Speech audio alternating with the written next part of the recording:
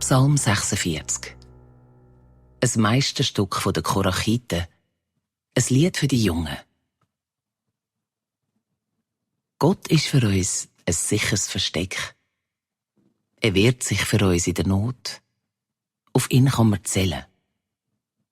Wir fürchten uns nicht, auch wenn sich die Erde verwandelt und die Berge rumoren bis ins Innerste hinein. Und das Meer anfängt zu toben und schaumen und die Wellen sich überschlagen an den Felsen. Er ist bei uns mit Scharen von Engeln. Die stehen um uns herum wie um den Jakob.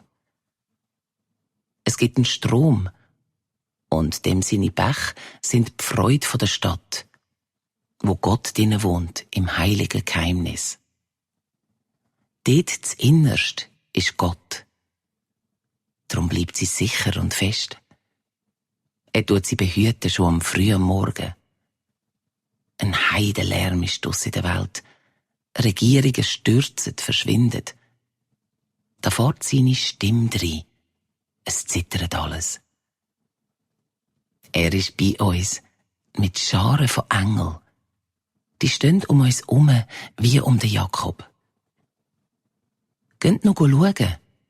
Merkt euch genau, was er alles da hat, da unter uns. Zum grossen Entsetzen auf Erde. Er hat dem Krieg den Abschied gegeben. Bis züsserst am Ende der Welt.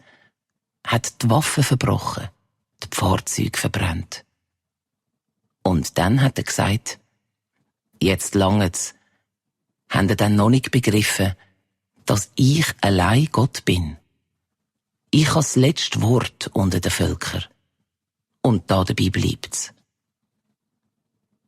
Er ist bei uns mit Scharen von Engeln.